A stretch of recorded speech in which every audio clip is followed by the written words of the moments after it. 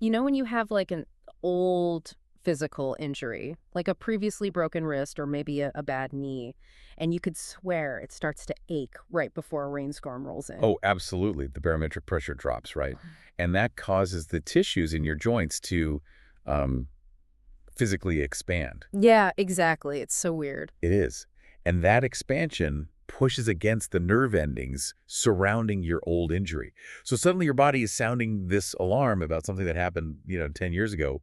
It's a very literal case of the atmosphere forcing a hidden vulnerability right to the surface. Right. It's this invisible shift in the air, but the pain is undeniably real. It forces you to pay attention to a spot you thought was completely healed up. And usually your first instinct is to just pretend you aren't limping, right? Oh, totally. You grit your teeth and just try to walk it off, which of course, I mean, that only makes the inflammation worse. Yeah, it always does. But consider how that same biological principle might apply to our emotional atmosphere.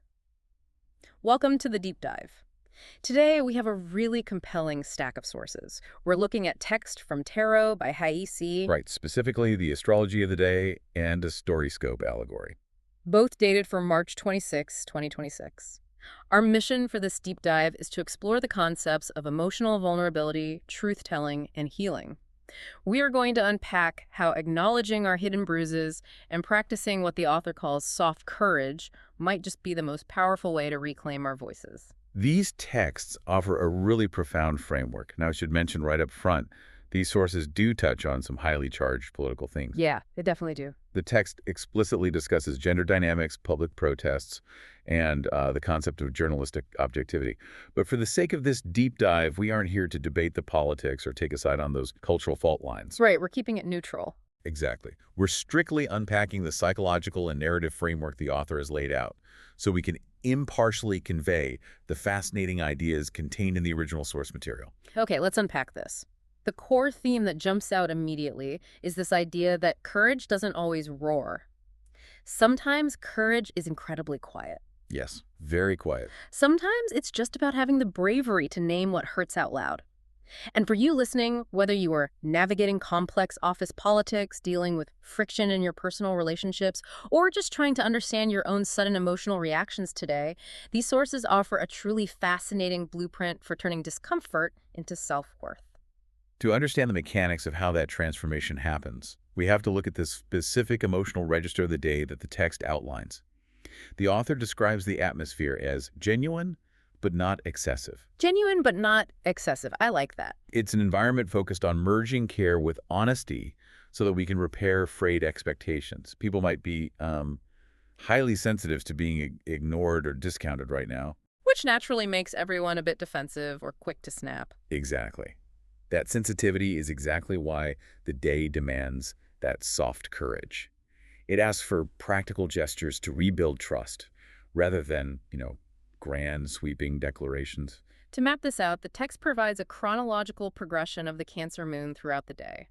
It charts a very specific emotional trajectory. And the author uses astrological terms to explain the mechanisms behind these shifts. The day starts with the Cancer moon conjunct Jupiter. And in astrology, a conjunction means two celestial bodies are essentially standing in the exact same spot in the sky from our perspective, right? Yep, you got it. They blend and amplify each other's energy. Jupiter's influence represents expansion, generosity, and optimism.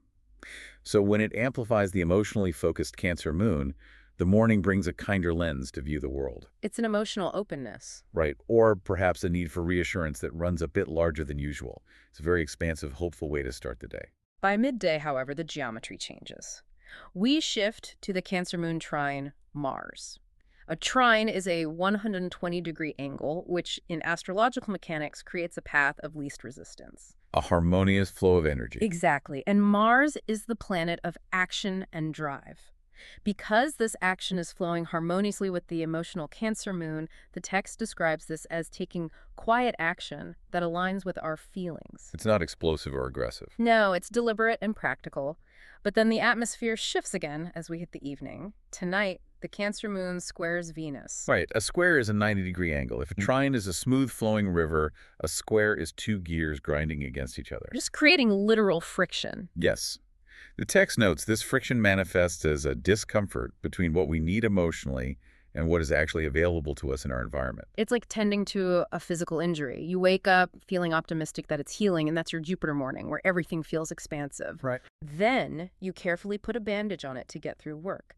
That's your Mars midday, taking that practical, quiet action to protect yourself. But by nightfall, By nightfall, the pain medication wears off, the distraction of the workday is gone, and you're forced to face the fact that the injury still really aches. That grinding realization is your Venus square. if we connect this to the bigger picture, this nighttime discomfort isn't a failure of the healing process.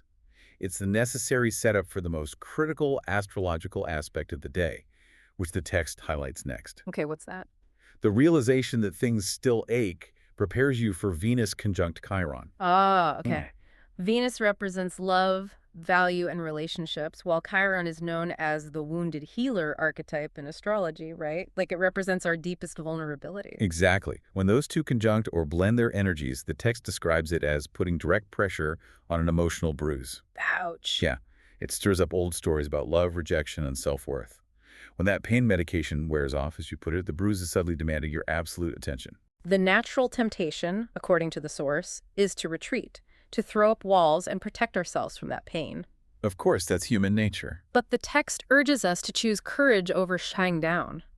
It asks us to approach the moment with honesty by showing up authentically, even when conversations or news stories challenge us to express an opinion, which is guaranteed to be uncomfortable.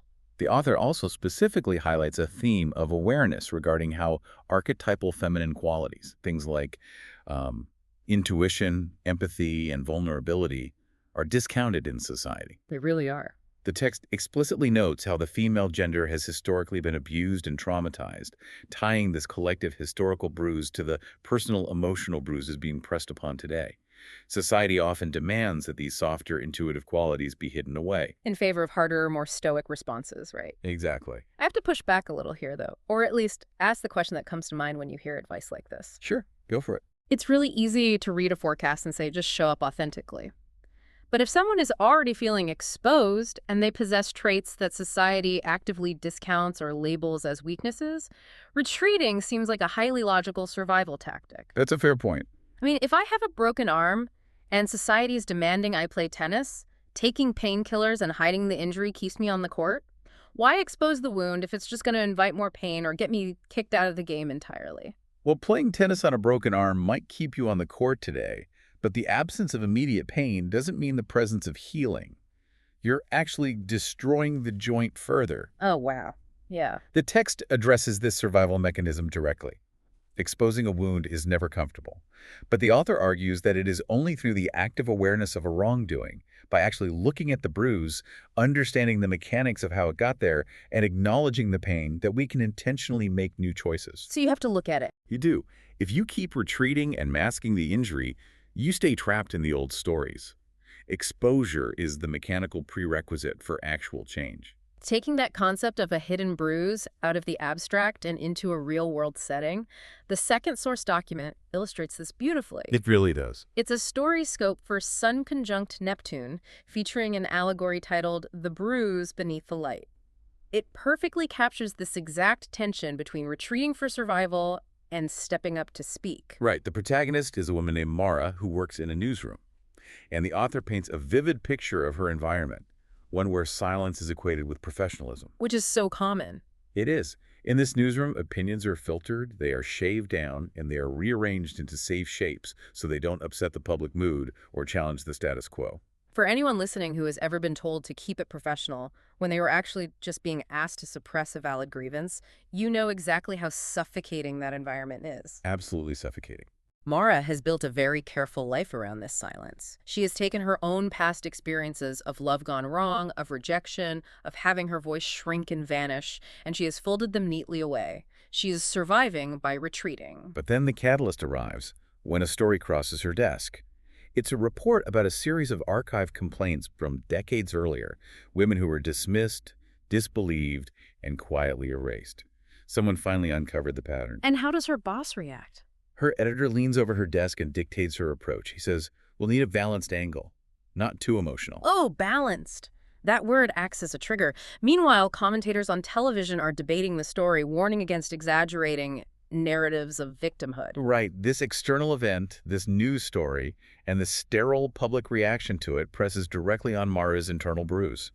She feels a phantom ache. Her own repressed memory surface, right? Well, Voices from her past telling her you're imagining it, or don't make a scene, or worst of all, just giving her total silence. exactly. And the author brilliantly uses the physical sensation of a pulsing bruise beneath the sternum to represent the psychological weight of inherited stories. Like a literal physical ache. Yes.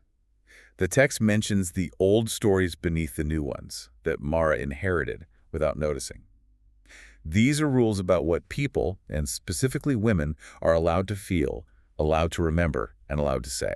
Wow. The physical heat beneath her sternum is the physiological toll of carrying that silence. The vagus nerve reacts to suppressed emotion. The body physically keeps the score. Here's where it gets really interesting. Mara's professionalism in this newsroom, this constant filtering and balancing, it's like wrapping a sprained ankle so tightly that the entire foot goes numb. That's a great way to put it. It allows her to function. She can walk around the office, she can type her articles, she can do her job. But because it's wrapped so tight, blood can't flow to the damaged tissue. Which means it never heals. Right. It guarantees the injury will never actually heal. She is sacrificing long-term recovery for short-term functionality. Notice how her breaking point isn't a dramatic, screaming explosion in the middle of the newsroom, though. No, it's not. It is a quiet, internal shift. And it's sparked by an external mirror. Yeah. Mara sees footage of a protest gathering outside the courthouse. The text notes that their expressions aren't necessarily angry, but steady. Steady. I love that word for it. And she sees a placard held by one of the protesters that reads, "We are not stories you can edit." We are not stories you can edit. Man, when you see external validation like that, when you see someone else holding the line in public, it drastically lowers your own internal threshold for fear. Gives you permission. Exactly. Yeah. Watching those protesters refuse to shrink gives Mara the psychological permission she needs to finally unwrap the ankle. Her editor expects her to run a cautious piece, to present both sides, to keep it calm. And she nods automatically at first because retreat is her reflex. But the bruise has reached the surface. She opens a new document and she decides to type the unedited truth. What she types is crucial to the author's message. She doesn't just list isolated incidents. She focuses on the systemic patterns. Right. She writes about the long habit of disbelieving pain when it comes from certain voices. She points out how those archetypal feminine traits, the intuition, empathy, vulnerability, have been systematically labeled as weaknesses. And used as evidence to discredit the very people who possess them. She almost stops halfway through, though. Fear creeps in, whispering that she'll be exposed, that she'll lose the safety of her numbness. But then she hears the radio replay of the afternoon debate, and a pundit says, "People must remain objective." That word triggers a massive realization for her. It does. Mara realizes that, in her world, the word objectivity often just meant distance from pain. Specifically, distance from pain that carried the shape of a woman's experience. Distance was safer for the people in charge. Exactly. Distance kept the bruise hidden from the public eye. But as she realizes, distance also kept the bruise alive. It prevented the blood flow needed for healing. This is a massive critique of how we process information. Is the author suggesting that neutrality and objectivity, things we usually hold up as the gold standard, especially in media or corporate environments, can actually be weaponized? Yes, I believe so. Can the demand for balance be used as a tool to maintain the status quo and deliberately ignore valid pain? What's fascinating here is how the text frames the function of that distance. Mara realizes that awareness is uncomfortable precisely because it disturbs the stories society uses to survive. The demand for objectivity or balanced angle in the specific newsroom context isn't about finding the truth. No, it's about avoiding the discomfort of accountability. It's about not upsetting the people who benefit from the silence. Right. The author's ultimate point, demonstrated through Mara's final actions, is that confronting a wound does not weaken a person or a society. Instead, it reveals the exact locations where change is possible. She finishes her piece with one profound, lingering thought.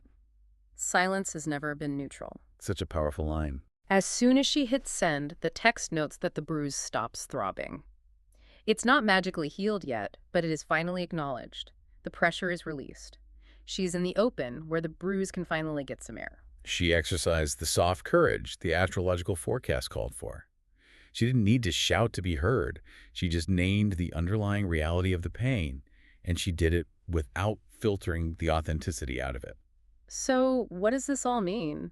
We've looked at an astrological forecast mapping out the mechanics of an emotionally sensitive day, moving from expansive morning optimism to the grinding friction of unmet evening needs. And we've explored a powerful allegory of a woman refusing to edit out the truth of her own pain. The sources today suggest that true self-worth doesn't come from building impenetrable walls or pretending you aren't limping. It comes from the soft courage of naming what hurts. Naming it out loud. Exactly. Whether it's an astrological transit like Venus conjunct Chiron pressing on a sensitive nerve, or a societal habit of demanding balanced silence in the face of suffering, the path to healing requires dragging the bruise out of the dark. For you, listening to this, the application goes far beyond astrology or newsroom allegories. The next time you feel that deep, protective temptation to retreat, to filter your opinions to make them more palatable, or to rely on a safe professional distance to avoid a difficult conversation, remember Mara's revelation. Distance only keeps the bruise alive. Exactly. Exposing the wound, understanding the mechanics of how you were hurt, and speaking the unedited truth is the only way to intentionally overwrite those old survival stories with new choices. Think about the spaces in your own life where you're trying to remain objective simply to avoid the messy discomfort of reality. What if the very traits you've been told to edit out of yourself, your deep empathy, your sharp intuition, your willingness to be vulnerable, are actually the exact tools you need to heal your oldest bruises? Because just like that old knee injury acting up before a rainstorm, the emotional atmosphere is going to shift, and the pressure is inevitably going to build. You can't control the weather. But you can choose whether you keep wrapping the joint so tight that it goes numb, or finally give it the air it needs to heal.